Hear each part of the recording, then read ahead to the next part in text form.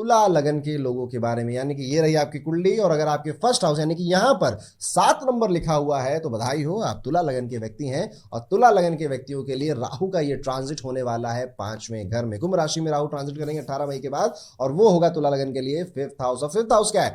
5th house है आपकी education, आपकी संतान है। 5th हाउस आपकी जो लव इंटरेस्ट है वो भी 5th हाउस रिप्रेजेंट करता है। आपकी इंटेलिजेंस, एजुकेशन, लव, क्रिएटिविटी और बच्चों को, स्पेशली आपका जो पहला चाइल्ड है ना, उसको रिप्रेजेंट करता है। इसलिए आपके लिए ये ट्रांजिट काफी सिग्निफिकेंट जरूर होगा और विशेष रूप से क्रिएटिव और इंटेलेक्चुअल एस्पेक्ट से इस पर प्रभाव पड़ेगा। तुला लगन वाले लोगों के लिए राहु का 5वें भाव में ट्रांजिट आपकी बुद्धि और याददाश्त पर पॉजिटिव प्रभाव डालेगा। आपका आईक्यू लेवल भी बढ़ेगा और मेमोरी शार्पर हो जाएगी। एकेडमिक परफॉर्मेंस में सिग्निफिकेंट इंप्रूवमेंट देखने को मिलेगी। आप जो भी देखेंगे, समझेंगे या पढ़ेंगे उसे क्विकली ग्रैस्प कर पाएंगे, याद रख पाएंगे। नए कॉन्सेप्ट्स और आइडियाज को समझना बहुत आसान हो जाएगा। हालांकि अटेंशन स्पैन में कुछ उतार चढ़ाव तो देखने को मिलेगा ही, कभी कभी फोकस मेंटेन करना चैलेंजिंग हो सकता है, इसलिए माइंडफुलनेस और कंसंट्रेशन एक्सरसाइज आपके लिए बेनिफिशियल होगी। आप ना सडनली ऐसी कॉम्प्लेक्स पजल्स या फिर ब्रेन टीजर जो होते हैं ना, उनको सॉल्व करने या सुडोकू वगैरह भरने का भी शौक आपको चढ़ सकता है। और आपके फ्रेंड्स के साथ इस तरह की जो मेंटल एक्सरसाइज होती है इनको आप करना एक्सपीरियंस करोगे और लोग आपसे कह भी सकते हैं कि यार तुम्हारा दिमाग बड़ा तेज हो गया यार, तुम जल्दी जल्दी सॉल्व कर रहे हो। सरप्राइज भी हो जाएंगे कि यार इतनी कॉम्प्लिकेटेड प्रॉब्लम्स को इतनी इजीली कैसे सॉल्व कर रहे हो आप। लेकिन लव लाइफ में ये ट्रांजिट असर वहां भी डालेगा। तो राहु की एनर्जी आपके रोमांटिक रिलेशनशिप्स में इंटेंसिटी तो लेकर आएगी, लेकिन कई सारे तू मैं और क्योस भी लेकर आएगी। एक इमोशनल डिस्कम्फर्ट या फिर डिस्कनेक्शन भी लेकर आएगी। लेकिन शुरुआत में ना आप अपने जो आपका पार्टनर है, जो आपका रोमांटिक रिलेशनशिप, उससे बड़े अटैच हो गए, इमोशनल कनेक्शन बड़ा गहरा बनाने की कोशिश करोगे उसके साथ। लेकिन फिर धीरे धीरे जैसे ये ट्रांजिट का समय आगे बढ़ेगा, आप अपने प्यार को चेरिश करने के बाद उसमें ना थोड़ी सी दिक्कत भी देखोगे। कोशिश पूरी रहेगी, एफर्ट्स में कोई कमी नहीं, एफर्ट्स के लिए पूरे नंबर मिलेंगे आपके लिए। लेकिन अब क्या करें, राहु है ना यहाँ पे, तो ये रिलेशनशिप में राहु जैसी बना देता है कि ज़्यादा डिजायर है, ज़्यादा आपका पार्टनर, आपको ऐसा लग सकता है कि जो आपका पार्टनर है ना वो कुछ ज़्यादा ही आपसे एक्सपेक्ट कर रहा है। वो ज़्यादा मतलब कि मुझे दिन में 6 बार फ़ोन किया करो और हर फ़ोन कॉल 2-2 घंटे की होनी चाहिए। अब आपका ये थोड़ा ज़्यादा नहीं हो गया? ठीक है, तो ये तो एक एग्जाम्पल था, पर इससे मिलता जुलता आप काफ़ी कुछ एक्सपीरियंस कर सकते हो। झूठ बोलना, यस, राहु जब 5वें घर में ट्रांजिट करता है तो रिलेशनशिप में एक्चुअली ऑनेस्टी इंपॉर्टेंट हो जाती है, क्योंकि इस टाइम पीरियड में झूठ पकड़े जाते हैं।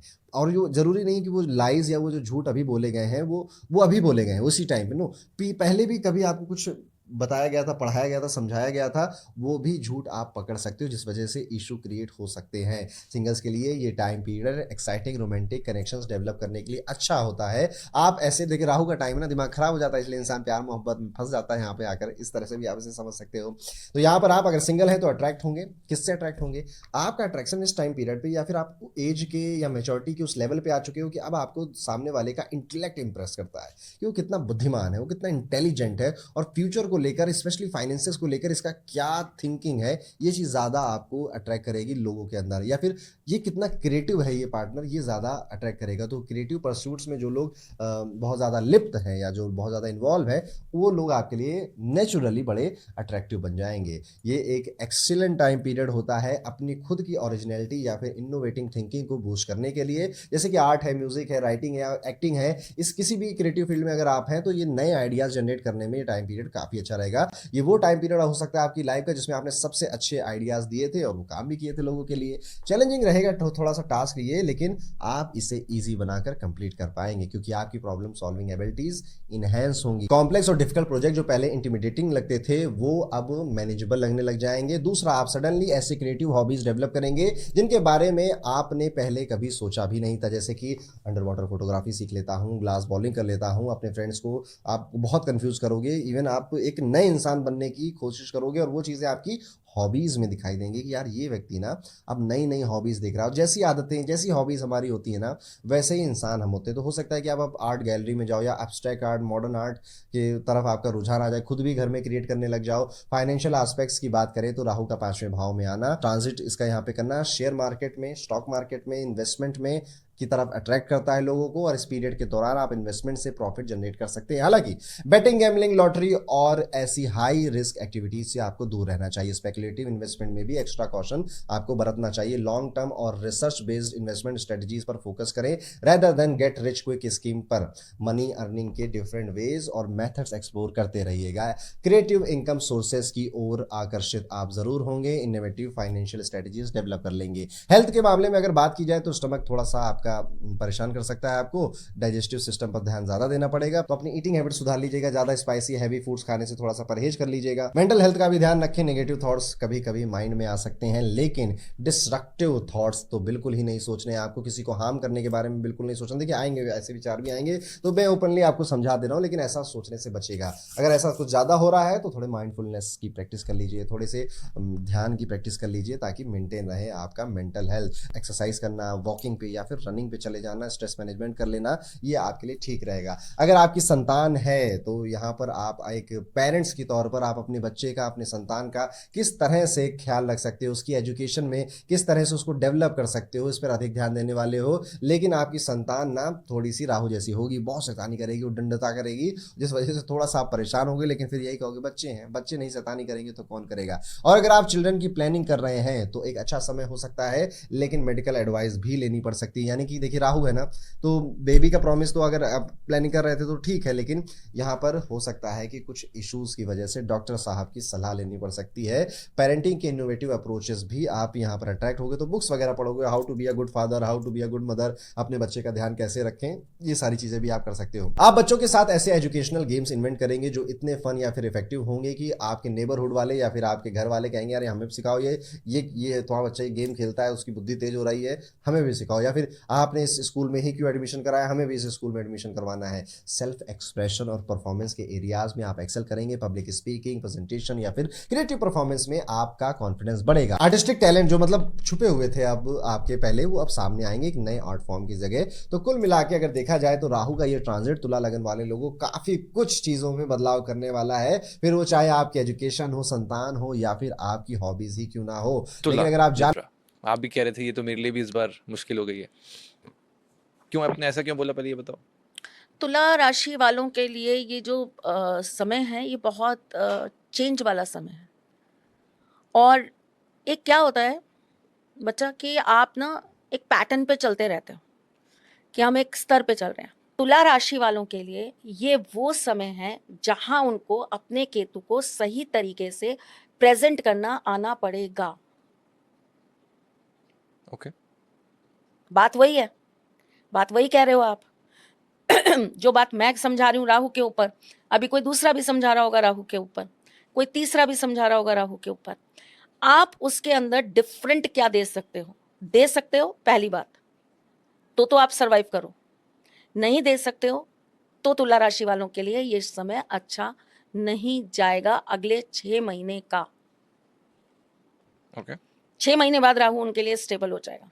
मैम ये मुझे थोड़ा सा सोशल मीडिया के कॉन्टेक्स्ट में ज़्यादा समझ आया। अगर मुझे जनरली जो कोई शायद जॉब कर रहा है, कोई स्टूडेंट है, उसके कॉन्टेक्स्ट में कोई एग्जांपल लेके मुझे आप तुला राशि का समझा सकें कि इनके लिए कैसा है ये पीरियड। जैसे आप जॉब में, आप एक तो ये है कि बॉस ने आपको कोई चीज़ बताई कि बेटा आपको ये करना है और आपने वो चीज़ कर दी। एक ये है कि उसके अंदर आपने अपनी भी 2-4 चीज़ें इंक्लूड करी और अपनी राय दी अपने बॉस को कि देखिए इस पैटर्न पे तो हम करते आए हैं, लेकिन हम इसके अंदर थोड़ा-सा चेंज करके ऐसे कर लेते हैं। न्यू आइडियाज़ पे काम करना पड़ेगा। आप लकीर के फ़कीर बन के नहीं चल सकते इस वक़्त पे। आप जिस पैटर्न पे काम कर रहे हो ना, उस पैटर्न से आपको ऊपर उठना पड़ेगा। अगर नॉर्मली आपका ये रूटीन है ना कि आप घर से रोज़ाना स्कूल जाते हो और स्कूल से रोज़ाना घर आते हो, तो आपका उस पे काम नहीं होगा। आपको उसमें एक्स्ट्रा एफर्ट्स लगाकर अपनी चीज़ों को बढ़ाने की ज़रूरत है। Got it. तो ये अपने पोटेंशियल को बढ़ाने की ज़रूरत है। यानी कि जो जैसा चल रहा है आप थोड़ा सा अलग सोचकर कुछ अलग चीज ट्राई करने की कोशिश करो, क्योंकि जो चीज है वो स्टेगनेंट हो चुकी है और वो आपको लाइफ में ग्रोथ नहीं देगी। तो अगर मैं इन शॉर्ट में बोलना चाहूँ, करियर, हेल्थ, फाइनेंस, इन तीनों चीजों में कहीं ना कहीं स्ट्रगल करना पड़ेगा। फाइनेंस के लिए टाइम अच्छा है। ओके। रिलेशनशिप के लिए बहुत अच्छा टाइम है। जिनकी शादियां नहीं हुई हैं उनकी शादियां हो जाएंगी। जिनको अपने लव रिलेशनशिप के अंदर स्टेबिलिटी नहीं मिली है उनको स्टेबिलिटी मिल जाएगी। हेल्थ में दिक्कतें आएंगी और खुद के मूड स्विंग्स बहुत बढ़ जाएंगे व्यक्ति के। इरिटेशन, एंजाइटी, गुस्सा, ये बढ़ जाएगा। क्या रेमेडी दोगे आप खुद को? मेरी तो एक ही रेमेडी है साहब। मैं तो अपनी जिंदगी में एक ही रेमेडी पे काम करती हूँ, वो है मैं तो जब लगता है मुझे कि अब कुछ गड़बड़ हो गया मेरे साथ या हो रहा है मेरे साथ, तो मैं तो जाके शून्य बन के उनको, अपने आप को ऐसे पोटली बना के उनको कहती हूँ लो आपको सौंप दिया इस जीवन का भार तुम्हारे हाथों में है। जीत। हाँ, आप मांगते हो उनसे? नहीं मांगती, कभी नहीं मांगती। तो प्रॉब्लम के सोल्यूशन के लिए क्या बोलते हो? कुछ भी नहीं बोलती। मैं कहती हूँ ठाकुर जी कोई ना कोई गलती मुझसे हो रही होगी, तो बस मेरी उस गलती को मैं कैसे सुधारूं वो बता दो, मार्गदर्शन कर दो। बस। मैं उनसे हमेशा, मैं हमेशा कहती हूँ कि राधे कृष्ण का मतलब होता है राहा दे कृष्ण। हाँ हाँ, क्या बात।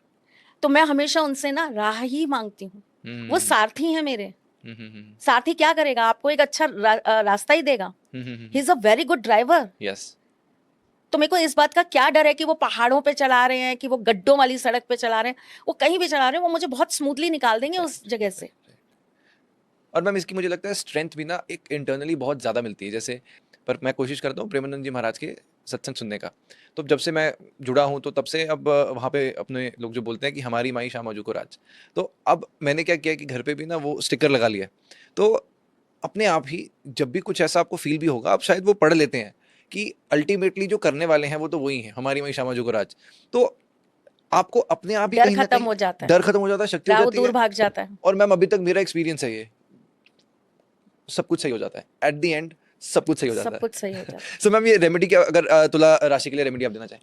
तुला राशि वालों के लिए सबसे अच्छी रेमेडी जो है वो ये है कि इन्हें शिवलिंग के ऊपर जाकर पानी के अंदर 2 ड्रॉप शुद्ध घी होना चाहिए, है ना, शुद्ध घी मिलाकर इनको जो है अभिषेक करना चाहिए। शिवलिंग पे, गॉट इट। और अगर कर सकते हैं, नित्य नियम से करा सकते हैं, तो घी से अभिषेक करवाना चाहिए।